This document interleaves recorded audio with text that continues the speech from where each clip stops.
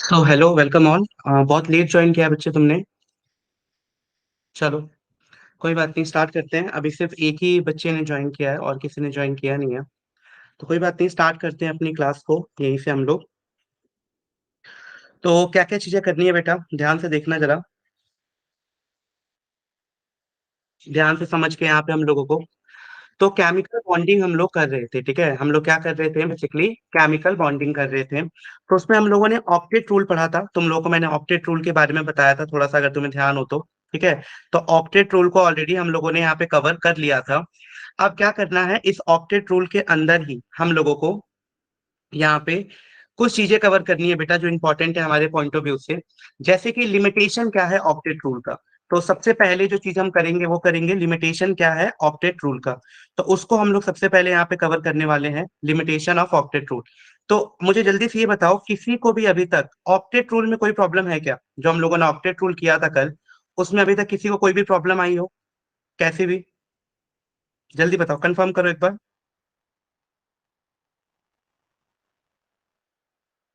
किसी को भी? देखो, तो सबसे पहला जो लिमिटेशन है ना ऑक्टेट रूल का, वो क्या है बेटा? तो वो है, जो सबसे पहला लिमिटेशन आता है हम लोग का ऑक्टेट रूल का, वो ये आता है कि कुछ एटम्स ऐसे हैं जिसमें ऑक्टेट का रूल फॉलो नहीं होता है। जैसे कि जहां 8 से ज्यादा इलेक्ट्रॉन आ जाए, वहां पे ऑक्टेट का रूल ये नहीं लग पाएगा। और भी बहुत सारी जगह है जहां पे ये ऑक्टेट के रूल को हम बोल सकते हैं कि ये ऑक्टेट का रूल फॉलो नहीं हो सकता है। तो उन सब जगहों के बारे में ही बात करना है कि कौन कौन से ऐसे एटम और एलिमेंट होंगे जहां पे हम बोलेंगे कि ऑक्टेट का रूल हम लोगों का फॉलो नहीं हो रहा है। तो चलो देखते हैं जल्दी से कि कौन कौन सी जगह है जहां पे ऑक्टेट का रूल फॉलो नहीं होगा।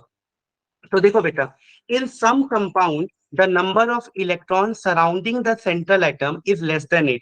यानी कई जगह तो ऐसा होता है बेटा कि जो नंबर ऑफ एटम है सराउंडेड है सेंट्रल एटम पे, वो लेस देन होते हैं। ठीक है, वो कितने होते हैं बेटा? वो लेस देन 8 होते हैं। तो वहां भी ऑक्टेट रूल फॉलो नहीं हो पाएगा भाई, लेस देन 8 है तो कैसे ऑक्टेट रूल फॉलो होगा? ठीक है, पहली चीज।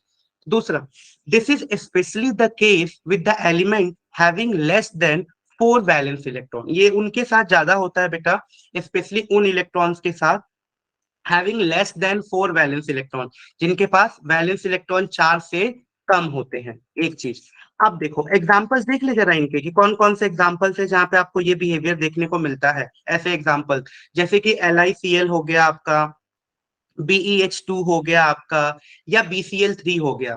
ये सभी ऐसे एग्जाम्पल्स हैं जहां पे हम लोगों को इस तरीके का बिहेवियर देखने को मिलता है। ठीक है, तो ये चीज आपको क्लियर हो गई। मतलब जहां 8 से कम इलेक्ट्रॉन होंगे, जहां भी 8 से कम इलेक्ट्रॉन होंगे, वहां पे ऑक्टेट रूल लागू नहीं होगा। तो ये सबसे बड़ा मेजर लिमिटेशन है ऑक्टेट रूल का, जहां पे ऑक्टेट रूल हम लोगों का काम नहीं करता है। ठीक है, तो एक तो इंपॉर्टेंट चीज बेटा हम लोगों के लिए ये हो गई कि कहाँ पे हम लोग का ऑक्टेट रूल काम नहीं करेगा। डन। अब देखिए बेटा, अब LiCl में देखो, अब यहाँ पे इलेक्ट्रॉन शेयर भी अगर ये कर लें, Li एक इलेक्ट्रॉन ले भी दे, क्लोरीन एक इलेक्ट्रॉन ले भी दे, तब भी आप यहाँ पे अगर ध्यान से ऑब्जर्व करो तो इनका ऑक्टेट कंप्लीट नहीं हो पा रहा है। क्या कंप्लीट नहीं हो पा रहा है बेटा? इनका ऑक्टेट। तो ड्यू टू इनकम्प्लीट ऑक्टेट, इनका ऑक्टेट कंप्लीट नहीं होने के चलते ये इस तरीके का बिहेवियर बोलेंगे कि ये ऑक्टेट रूल को फॉलो नहीं करेंगे। चाहे वो LiCl हो गया, BH2 हो गया, या BCl3 हो गया, तो सभी इसके एग्जाम्पल्स हैं। नाउ अब देखो, लिथियम हो गया, बेरिलियम हो गया, बोरोन हो गया, have 1 2 3 valence electron only, and some other compound such as AlCl3 BF3। आप सबने देखा होगा ना, अगर मैं BF3 का स्ट्रक्चर बनाऊं, तो BF3 में बेटा टोटल बोरोन के पास कितने हैं? सिर्फ 6 ही इलेक्ट्रॉन तो आ पा रहे हैं। कितने इलेक्ट्रॉन आ पा रहे हैं? सिर्फ 6 इलेक्ट्रॉन आ पा रहे हैं। तो ये भी ऑक्टेट रूल को फॉलो नहीं कर पा रहा है, due to presence of only 6 electron around the central atom. ठीक है, तो सिर्फ 6 electron around the central atom होने के चलते ये भी ऑक्टेट रूल को फॉलो नहीं कर पाता है। तो ये भी एक बहुत बड़ा इसका लिमिटेशन हो गया। ठीक है, अब देखिए बेटा, अब कुछ ऑड इलेक्ट्रॉन्स मॉलिक्यूल्स होते हैं। तो ये भाई ऑड इलेक्ट्रॉन मॉलिक्यूल्स क्या होता है, जरा इसको ध्यान से समझो कि what do you mean by this term odd electron molecule. तो जरा इसको समझते हैं कि ऑड इलेक्ट्रॉन मॉलिक्यूल से आप क्या समझते हो basically. So in a molecule with an odd number of electron, like nitric oxide हो गया NO, एंड नाइट्रोजन डाइऑक्साइड हो गया। ठीक है, यानी एक ऐसे molecule with an odd number of electron, like nitric oxide and nitrogen dioxide NO और NO2। तो यहाँ पे octet rule not satisfy for all the atom, क्यों? क्योंकि यहाँ पे ऑड नंबर ऑफ इलेक्ट्रॉन है। आप ध्यान से देखो, नाइट्रोजन के इलेक्ट्रॉन्स कितने होते हैं? 7। ऑक्सीजन के कितने इलेक्ट्रॉन है? 8। तो 8 और 7 कितने आ गए? 15 हो गए ये। तो ये कितने हो गए बेटा? 15 हो गए। तो यहाँ पे भी ये वैलिड नहीं है, यहाँ पे भी ये काम नहीं कर रहा है, ठीक है। तो कुछ चीजें ये हो गई जहां पे हमारा ये बिल्कुल भी वैलिड नहीं है। आई होप ये एक चीज क्लियर हो गई होंगी आप लोगों को सबको। जिसको भी क्लियर नहीं हो एक बार पूछ लो जल्दी से मेरे से फटाफट कि ऑड नंबर ऑफ इलेक्ट्रॉन का क्या मतलब है। ठीक है, so the octet rule is not satisfy for all the atoms. ठीक है, जैसे यहाँ पे आप देखो बॉन्ड बनाने के बाद यहाँ पे क्या कहानी बच गई? ये ऑड नंबर ऑफ इलेक्ट्रॉन बच गया है। इसको तो लोन पेयर काउंट कर लेते हैं, बट ये ऑड नंबर ऑफ इलेक्ट्रॉन बच गया, तो इसके लिए भी हमारा ये वैलिड नहीं होता है। ठीक है, तो इस तरीके से हम इस चीज को समझ सकते हैं। डन। अब देखिए बेटा, नाउ कुछ होते हैं जिनके पास 8 से ज्यादा इलेक्ट्रॉन हो, बेसिकली फोर्थ पीरियड के जितने भी एलिमेंट्स होते हैं बेटा हम कह सकते हैं, तो हम क्या बोलेंगे इसको कि element from the fourth period of the periodic table have apart from NS and NP electrons. There are n-1 d orbital in case of d block and nd orbital in case of p block element available for the bonding. तो यहाँ पे आप PCl5 वगैरह आप देखोगे तो यहाँ पे 8 से ज्यादा इलेक्ट्रॉन देखने को आपको मिल रहे हैं। यहाँ पे 8 से ज्यादा इलेक्ट्रॉन आपको देखने को मिल रहे हैं। तो ये भी एक एग्जांपल हो जाएगा जहाँ पे ये रूल फॉलो नहीं होगा। यानी in the some of the compound the central atom has more than octet, more than 8 electron. So this is term as expanded octet. इसको किस नाम से जानते हैं बेटा? एक्सपेंडेड ऑक्टेट के नाम से जानते हैं। ठीक है, तो याद रखना इसको हम लोग एक्सपेंडेड ऑक्टेट के नाम से जानते हैं, ये याद रखना है आप लोगों को। ठीक है, चलिए जस्ट वेट, किसी का कोई डाउट नहीं? चलो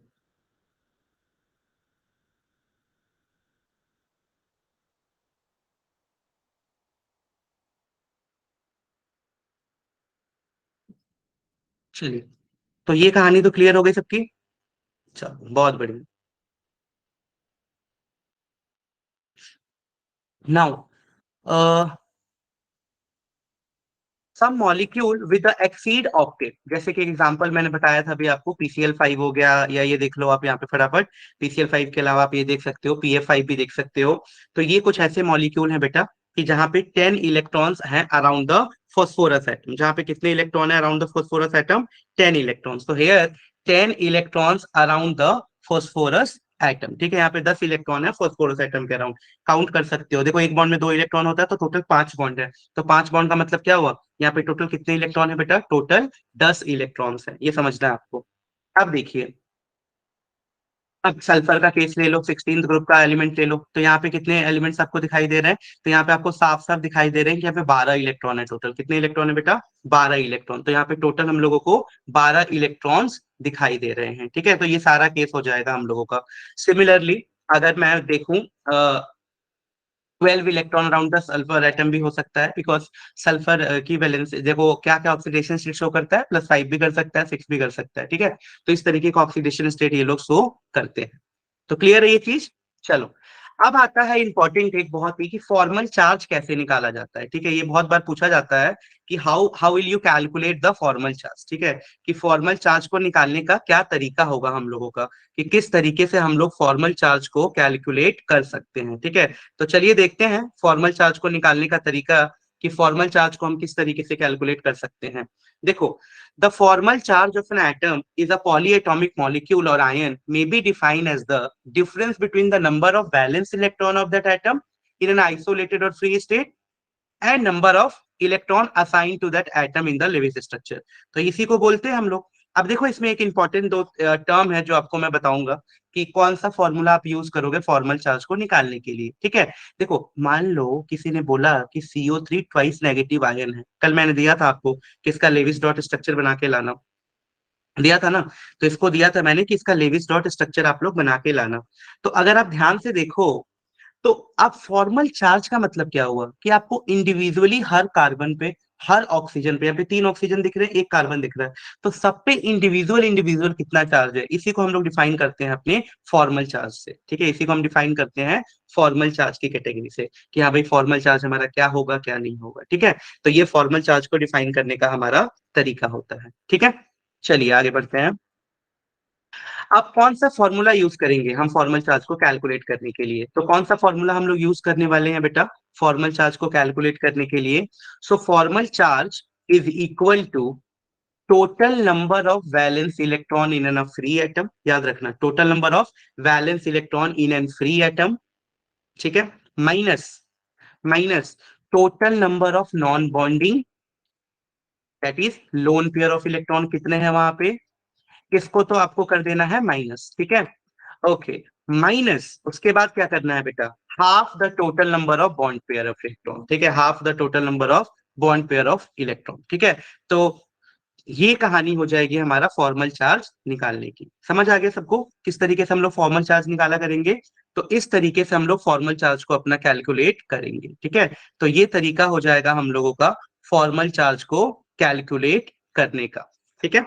total number of valence electron, अभी मैं एक एग्जांपल के थ्रू निकाल के भी दिखाऊंगा कि total number of valence electron in free atom को पकड़ेंगे, उसके बाद से total number of non bonding को उसमें से माइनस करेंगे, ठीक है, और फिर माइनस में 1/2 total number of bond pair of electron. तो चलिए देखते हैं जल्दी से फटाफट कि क्या पूरा फॉर्मूला हम लोगों का इसमें से निकल के आ रहा है और किस तरीके से हम लोग फॉर्मल चार्ज कैलकुलेट करते हैं, ठीक है।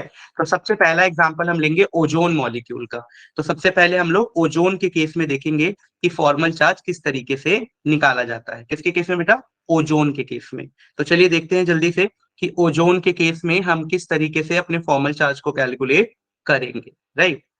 चलो, तो सबसे पहला काम जो होगा आपका, अगर आपको निकालना है, तो जो सबसे फर्स्ट काम होगा ना वो आपका होगा कि आप किस तरीके से लेविस डॉट स्ट्रक्चर बनाते हो, ठीक है। तो पहला काम तो लेविस डॉट स्ट्रक्चर बनाना। तो चलो देखते हैं कि लेविस स्ट्रक्चर आप किस तरीके से ओजोन का बनाते हो। तो सबको पता है, हमने सीखा भी था लास्ट क्लास में कि किस तरीके से हम ओजोन का डॉट स्ट्रक्चर बना सकते हैं। तो ये हो गया ओजोन का डॉट स्ट्रक्चर। अब यहाँ पे 3 ऑक्सीजन आइटम है ना, तो तीनों को अलग अलग नाम दे देते हैं। ऑक्सीजन नंबर 1, फिर 2 और फिर 3, ठीक है। तो नाम दे दिया 1, 2 और 3। तो तीनों को अलग अलग हमने ये नाम दे दिया, ठीक है। अब देखिए बेटा, अब सबसे पहले बात करते हैं कि फॉर्मल चार्ज निकालते हैं पहले वाले ऑक्सीजन एटम पे। तो क्या फॉर्मूला बताया था? Number of valence electron. तो चलिए लिखते हैं जल्दी से। तो number of valence electron oxygen के कितने होते हैं? 6। 16 ग्रुप में आता है तो 6 ही होंगे। यहाँ पे लोन पेयर ऑफ इलेक्ट्रॉन कितने हैं बेटा? 1 2 3 4। यहाँ पे लोन पेयर ऑफ इलेक्ट्रॉन कितने हैं टोटल? 4। तो 4 तो लोन पेयर ऑफ इलेक्ट्रॉन है, माइनस। अब इसमें से और किसको माइनस करना है? तो इसमें से माइनस कर दो नंबर ऑफ बॉन्ड। ये कितने बॉन्ड बना रहा है? Half into number of bond. तो ये हाफ, और यहाँ पे 2 बॉन्ड बना रहा है। तो 2 बॉन्ड का मतलब कितने इलेक्ट्रॉन हो गए बेटा? बताओ जल्दी। 2 बॉन्ड का मतलब हो गया 4 इलेक्ट्रॉन, है ना। एक बॉन्ड में 2 इलेक्ट्रॉन होते हैं, तो 2 बॉन्ड में 4 इलेक्ट्रॉन हो गए, तो हाफ इंटू 4। तो अब इसका फॉर्मल चार्ज कितना आ गया निकल के? जल्दी बताओ। 6 माइनस, ये कट गया 2 टू द 4, तो 6 माइनस 6 इज इक्वल टू 0। यानी यहाँ पे फॉर्मल चार्ज कितना आएगा? 0 आएगा। यानी इस वाले ऑक्सीजन एटम पे कोई इंडिविजुअल चार्ज नहीं है। अब सिमिलर वे में मुझे जल्दी से बताओ, O2 पे फॉर्मल चार्ज कितना आएगा ऑक्सीजन नंबर 2 पे? कोई भी बता सकता है क्या? जल्दी, एनीवन, आप में से कोई भी बताना चाहे?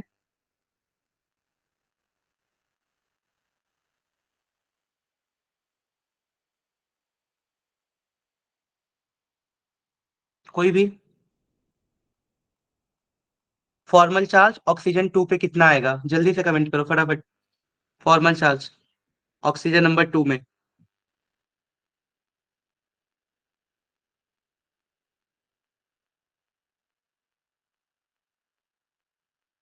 जल्दी।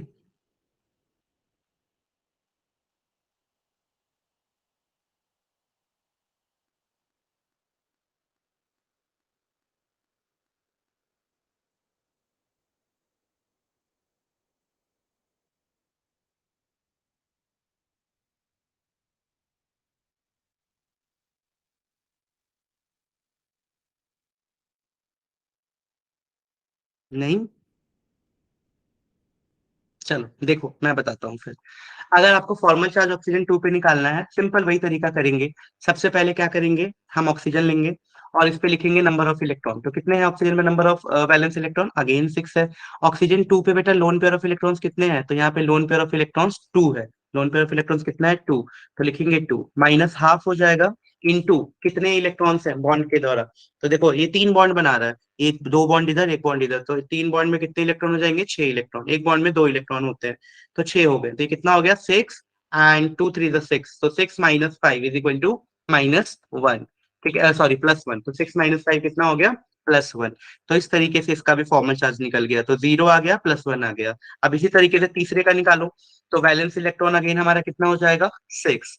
फिर हमारा यहाँ पे कितना हो गया, number of loan pair of electron, तो दो दो चार दो छह, तो छह ये हो गए। Minus half into number of bond, तो एक बॉन्ड बना रहा है बस, तो दो इलेक्ट्रॉन ही होंगे, तो यहाँ पे आ गया हम लोग का माइनस वन। तो इस तरीके से हम इसको पूरा रिप्रेजेंट कर सकते हैं। ठीक है, कि भाई पहले वाले ऑक्सीजन पे कोई चार्ज नहीं है, दूसरा वाला जो ऑक्सीजन है उस पे प्लस का चार्ज है, और जो थर्ड ऑक्सीजन है उस पे नेगेटिव का चार्ज है। तो इस तरीके से हम इसको पूरा रिप्रेजेंट करते हैं। जल्दी बताइए बेटा, क्लियर है क्या यहाँ तक?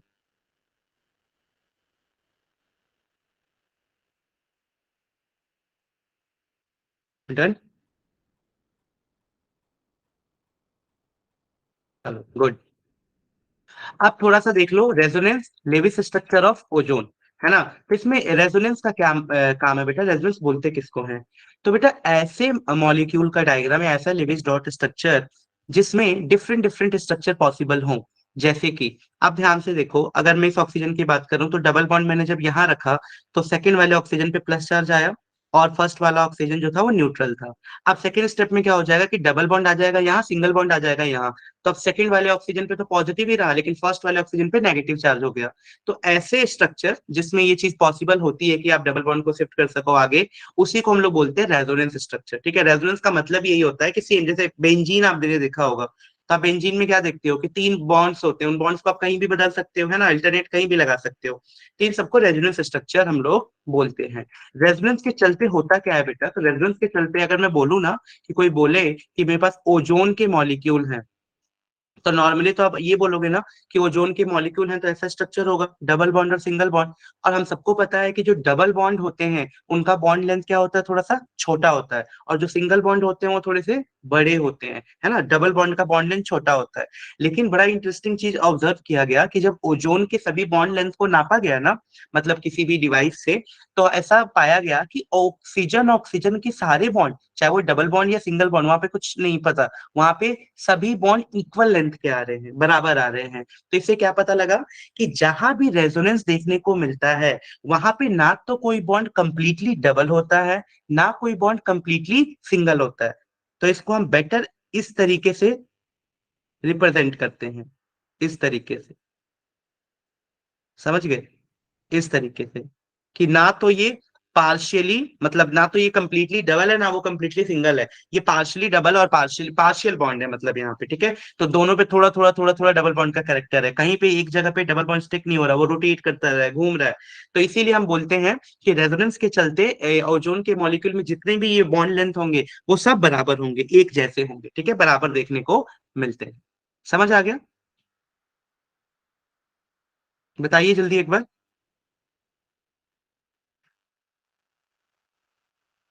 डन। चलो भाई, बहुत बढ़िया।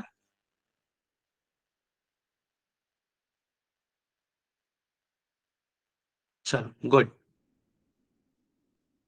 अब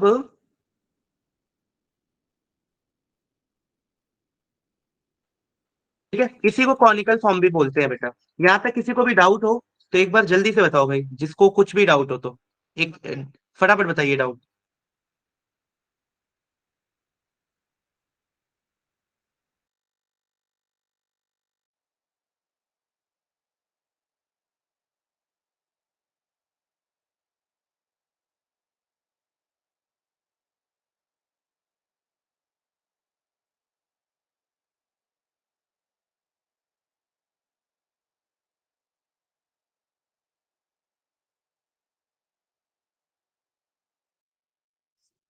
ठीक है भाई, चलिए। तो इसी को बोलते हैं रेजोनेटिंग स्ट्रक्चर वन और टू, और इसी को बोलते हैं कॉनिकल फॉर्म और कंट्रीब्यूटिंग स्ट्रक्चर। नेक्स्ट देखो, रेजोनेंस हाइब्राइड स्ट्रक्चर है। ये जो स्टेबल होता है ना बेटा, ये अनस्टेबल मतलब अनस्टेबल फॉर्म होता है। लेकिन जो मैंने अभी नहीं बताया कि पार्शियली जो ना तो सिंगल बॉन्ड है ना डबल बॉन्ड है, पार्शियली बॉन्ड है यहाँ पे, तो ये वाला जो बॉन्ड होता है वो काफी ज्यादा स्टेबल होता है, क्योंकि इसकी एनर्जी कम होती है और इसी के चलते इसकी स्टेबिलिटी भी ज्यादा होती है। तो this energy loss is called resonance energy. तो ये जो एनर्जी का लॉस होता है इसी को हम लोग बोलते हैं रेजोनेंस एनर्जी के टर्म में डिफाइन करते हैं। अब चलो इसी तरीके से आप सबके लिए दे रहा हूं मैं कार्बोनेट आयन, तो आई होप आप लोग बना लोगे कार्बोनेट आयन का स्ट्रक्चर। ऐसे ही रेजोनेंस स्ट्रक्चर बनाना है, तो आप सभी लोग इसको बनाना जरूर, ठीक है। कार्बोनेट आयन का स्ट्रक्चर सेम टू सेम इसी तरीके से बनेगा, तो कुछ भी अलग नहीं है इसमें। नाइट्रेट आयन का आप बना के देख सकते हो। तो मैंने बस एक बताया है, बाकी आप लोगों के लिए दे रहा हूँ, आप लोग वहां पे इसको कंप्लीट करोगे, ठीक है। चलो अब मुझे जल्दी से कौन इसका आंसर देगा, number of valence electron on phosphorus in PF five. कितने वैलेंस इलेक्ट्रॉन होते हैं फॉस्फोरस में पीएफ5 के स्ट्रक्चर में, जल्दी से 1 सेकंड के अंदर बताओ, बहुत सिंपल क्वेश्चन है। 5। चलो बेटा 5 बॉन्ड्स होते हैं, यहाँ क्या पूछा है, नंबर ऑफ वैलेंस इलेक्ट्रॉन्स, ठीक है, इन ऑन फॉस्फोरस इन पीएफ5। अगर आप पीएफ5 का स्ट्रक्चर देखो तो ये होता है ना पीएफ5 का structure, F F F F और ये एफ। तो यहाँ पे 5 बॉन्ड है बेटा, जल्दबाजी मत करना, कभी भी गलती गलत हो जाएगा आंसर। तो 5 बॉन्ड, और एक बॉन्ड में मैंने हमेशा बताया कि 2 इलेक्ट्रॉन्स होते हैं। तो इसने फॉस्फोरस पे पूछा है कि number of valence electron on phosphorus in PF five, तो कितने होंगे, 10 इलेक्ट्रॉन्स होंगे बेटा।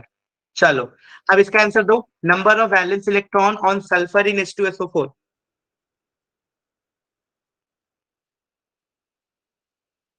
बताओ बताओ।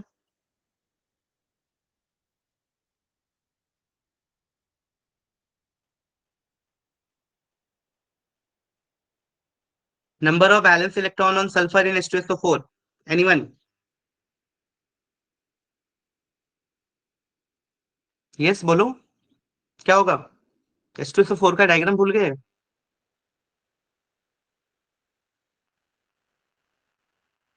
लो, डायग्राम भी बना दिया मैंने।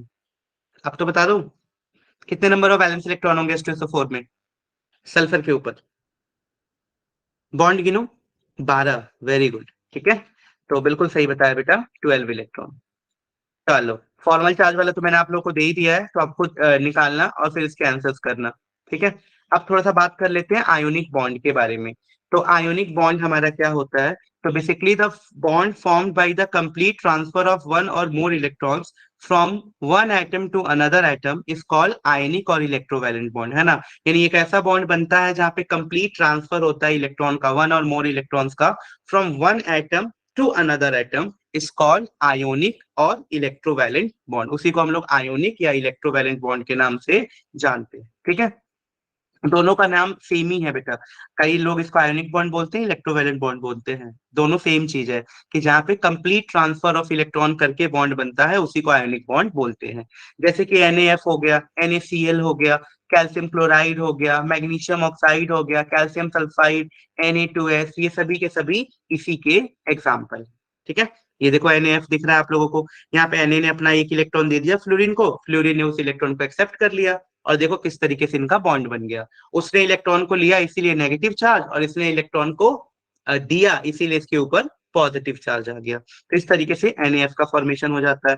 यानी sodium loses is outermost one electron and fluorine gain one electron to attain the stable electronic octet configuration, ठीक है। अब देखो बेटा NaCl का, तो आई होप ये समझ गए आप लोग एग्जाम्पल, CaCl2 का भी इसी तरीके से फॉर्मेशन हो जाएगा।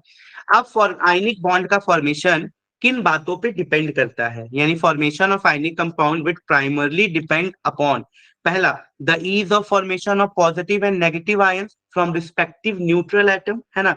तो पहला तो इसी पे डिपेंड करेगा कि भाई क्या ईज ऑफ फॉर्मेशन है पॉजिटिव और नेगेटिव आयन का फ्रॉम रिस्पेक्टिव न्यूट्रल एटम्स, ठीक है। जैसे कि ये देखो, ये है आपका मैग्नीशियम। अब मैग्नीशियम ने क्या किया, मैग्नीशियम है बेचारा, इसने एक इलेक्ट्रॉन को लूज किया, है ना, एक इलेक्ट्रॉन को लूज किया। अब क्या एक इलेक्ट्रॉन को लूज करके इस प्रोसेस को क्या बोलते हैं, कोई बताएगा? आयोनाइजेशन एंथैल्पी, हमने पिछले चैप्टर में पढ़ा था, that is amount of energy required to remove one electron. तो this is the ionisation enthalpy. उसी एक इलेक्ट्रॉन को मान लो कोई हैलोजन होगा, एक्स से रिप्रेजेंट कर दिया, उसने एक्सेप्ट कर लिया, तो इसको हम लोग क्या बोलते थे, इलेक्ट्रॉन गेन एंथैल्पी, राइट। जो कोई इलेक्ट्रॉन एक्सेप्ट करता था तो उसको बोलते थे इलेक्ट्रॉन गेन एंथैल्पी, और जब कोई इलेक्ट्रॉन डोनेट करता था तो उसको बोलते थे हम लोग आयोनाइजेशन एंथैल्पी, ठीक है।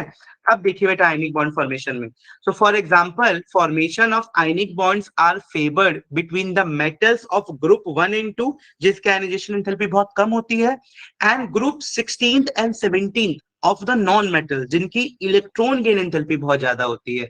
यानी आयनिक बॉन्ड उनके बीच बनेगा जिनका आयनाइजेशन एंथैल्पी कम हो और इलेक्ट्रॉन गेन एंथैल्पी जिनका बहुत ज्यादा हो, ठीक है। तो वही बता रखा है यहाँ पे। तो समझ आ गया कि क्या क्राइटेरिया है आयनिक बॉन्ड बनने का? जल्दी बताओ, कंफर्म करो एक बार फटाफट। समझ आया सबको? आयनिक बॉन्ड बनने का क्या क्राइटेरिया है? उसके साथ ही बनेगा जिसकी आयनाइजेशन एंथैल्पी कम हो और दूसरे की इलेक्ट्रॉन गेन एंथैल्पी ज्यादा हो। Now the electron gain process में बी एक्सोथर्मिक और एंडोथर्मिक, यानी जो इलेक्ट्रॉन गेन का प्रोसेस हमने पढ़ा था कि नेगेटिव गेन एंथैल्पी भी होती है, पॉजिटिव गेन एंथैल्पी भी होती है, यानी the process of electron gain process में बी एक्सोथर्मिक और endothermic. Now the ionisation enthalpy on other hand it is always endothermic, जबकि जो आयोनाइजेशन एंथैल्पी होता है ना वो हमेशा क्या होता है बेटा हम लोगों का एंडोथर्मिक ही देखने को मिलता है, वो हमेशा एंडोथर्मिक होता है। Now ionic bond will be formed more easily between elements with the low ionization enthalpy and the element with the high negative value of electron gain enthalpy, ठीक है। यानी आयनिक बॉन्ड हमेशा उनके बीच ही बनेगा जिनके आयनाइजेशन एंथैल्पी तो लो हो और ऐसे एलिमेंट जिसकी negative value of electron gain enthalpy हो, मतलब वहां पे नेगेटिव गेन एंथैल्पी होनी चाहिए थी, पॉजिटिव नहीं, ठीक है। चलो नेक्स्ट, इलेक्ट्रोनेगेटिविटी डिफरेंस का भी बड़ा इंपॉर्टेंट रोल है।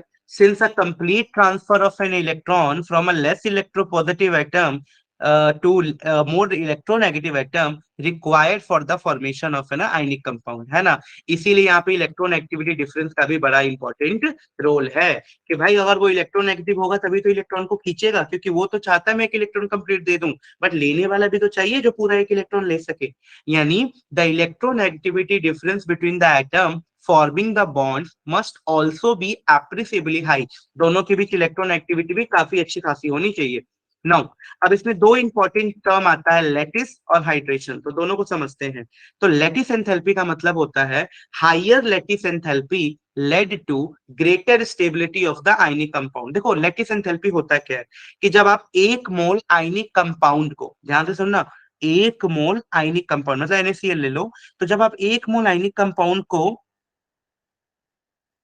तोड़ने में या बनाने में जो एनर्जी रिलीज होती है उसी को बोलते हैं लैटिस एंथैल्पी। नाम से पता लगा ना, उसका स्ट्रक्चर लैटिस एंथैल्पी, मतलब क्रिस्टल स्ट्रक्चर की बात हो रही है।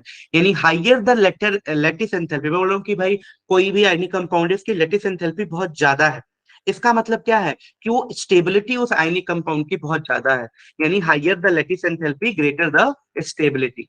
क्या होता है lattice enthalpy? So lattice enthalpy is a direct measure of attraction between ions in an ionic solid, कि भाई आयनिक सॉलिड में जो आयंस है वो आपस में कितने अच्छे से अट्रैक्ट है, कितने अच्छे से बंधे हुए हैं सॉलिड फॉर्म में, तो वही लैटिस एंथैल्पी उस चीज को मेजर करता है, ठीक है। For example lattice enthalpy of NaCl is around 788 kilo joule per mole. कहाँ कितना होता है बेटा? 788 किलो जूल पर मोल के बराबर होता है, ठीक है। चलो ये देखो, तो ये हम लोग का NaCl का क्रिस्टल लैटिस का स्ट्रक्चर है पूरा, ठीक है, जिसमें हम लोग को साफ साफ दिखाई दे रहा है क्लोरीन और सोडियम के एटम, और इन दोनों के बीच कितना अच्छा अट्रैक्शन है। नाउ क्या होता है आयनिक कंपाउंड का कुछ प्रॉपर्टी फटाफट देख लेते हैं। तो एग्जिस्ट इन सॉलिड स्टेट, सबसे पहली बात तो ये सॉलिड स्टेट में एग्जिस्ट करते हैं। क्रिस्टल स्ट्रक्चर इनका एक रेगुलर पैटर्न होता है, मतलब क्रिस्टलाइन सॉलिड्स होते हैं ना कि एमॉर्फस। तो क्रिस्टल स्ट्रक्चर होता है इनका, ions arrange in a regular pattern. दूसरा important, they have a high melting and boiling point, इनका मेल्टिंग और बॉइलिंग पॉइंट बहुत ज्यादा हाई होता है। Next, they are also soluble in the polar solvent, ठीक है, ये पोलर सॉल्वेंट में सोल्यूबल होते हैं, not soluble in non polar solvent, ठीक है। तो पोलर सॉल्वेंट जैसे वाटर वगैरह में तो ये सोल्यूबल होंगे, लेकिन जो नॉन पोलर सॉल्वेंट्स होते हैं उसमें सोल्यूबल नहीं होंगे। Now good conductor of electricity that is in molten and in aqua solution, बहुत अच्छे कंडक्टर होते हैं इलेक्ट्रिसिटी के। अब आयनिक रिएक्शन की मैं बात करूं तो आयनिक रिएक्शन आर फास्ट, ठीक है, आयनिक रिएक्शन की बहुत ही फास्ट होती है and does not exhibit isomerism, और ये कोई भी आइसोमेरिज्म शो नहीं करते हैं, ठीक है। तो दे does not exhibit isomerism. Done. अब जल्दी से लास्ट में एक दो क्वेश्चन का आंसर करते हुए खत्म करते हैं। तो पहला, why NaCl is a bad conductor of electricity in the solid state. बताओ, अभी बताया था NaCl is a good conductor of electricity in aqueous state, but in solid state why they are a bad conductor of electricity? Can anyone tell मी?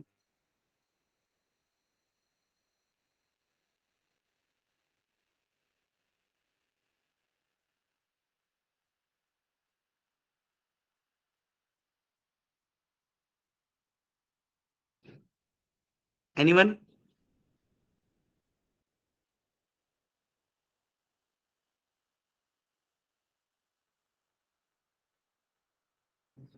चलो मैं ही बता देता हूँ, ठीक है। Because in the solid state Na and chlorine ions are not free, they are not free, solid state में ये फ्री नहीं होते हैं, इसीलिए भाई ये बैड कंडक्टर ऑफ इलेक्ट्रिसिटी होती हैं। बताओ, why AgNO3 give white precipitate with NaCl solution but not with CCl4? कि AgNO3 जो होता है NaCl के साथ रिएक्शन करके AgCl बनाता है ना, और AgCl व्हाइट प्रेसिपिटेट होता है, लेकिन CCl के साथ, 4 के साथ ये क्यों नहीं होता?